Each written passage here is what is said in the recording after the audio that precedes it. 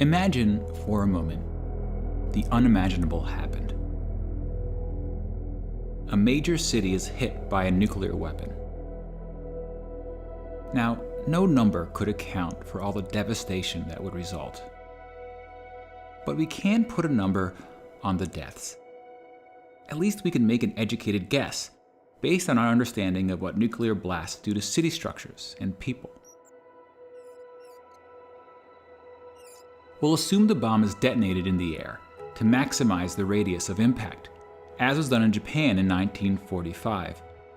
But here we'll use an 800 kiloton warhead, a relatively large bomb in today's arsenals, and 100 times more powerful than the bomb dropped on Hiroshima.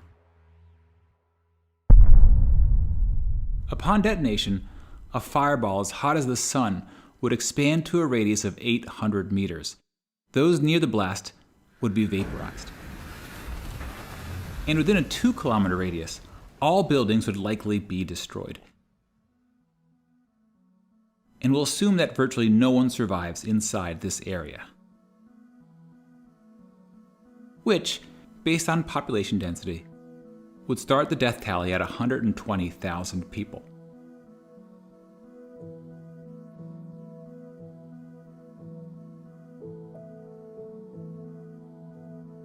As you move further away from ground zero, estimating deaths becomes more complicated.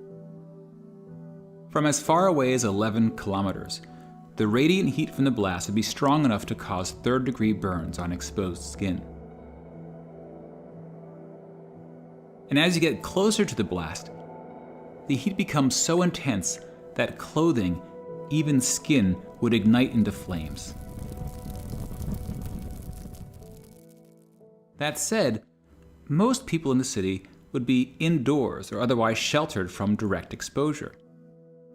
But the very structures that offered this protection would then become a cause of injury, as debris would rip through buildings and rain down on city streets.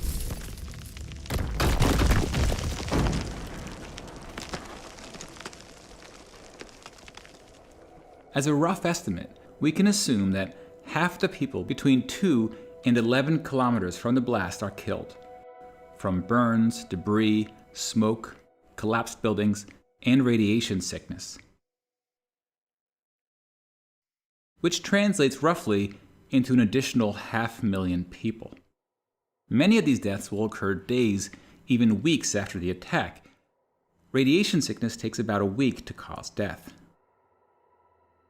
And much of the dust and ash produced from the explosion will be dangerously radioactive, especially if it originated near ground zero. And the distance the particles travel will depend on the wind and other factors. Now, since this simulation is of an airburst attack, it will produce significantly less radioactive fallout than ground attacks targeting missile silos or bunkers. So we'll go with a relatively small number of deaths outside the 11-kilometer range. If it were a surface blast, the fallout deaths could surpass all other deaths combined, but it's a very difficult number to predict.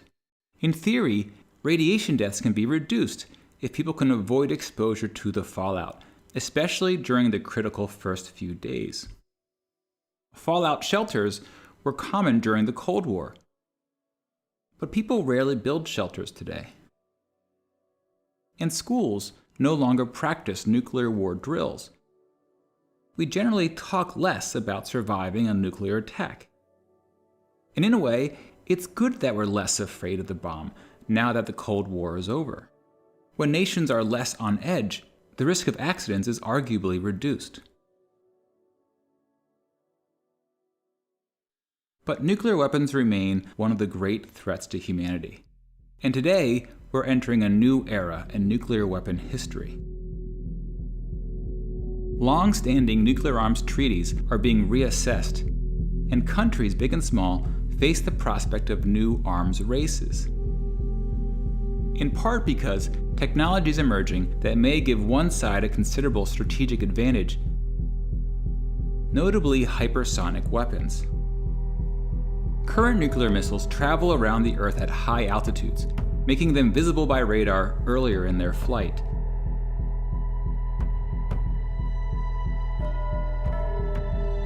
Now, some hypersonic vehicles travel close to the Earth, through the atmosphere, at least 5 times the speed of sound,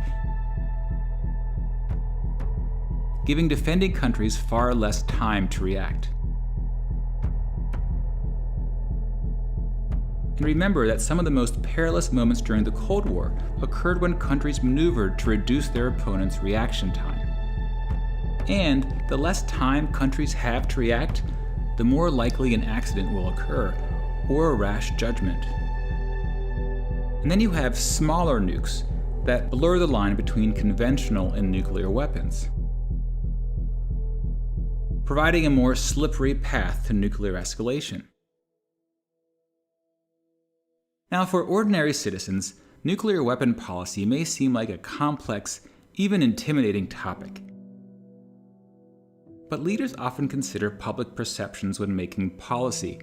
In many countries, voter opinion is an important factor.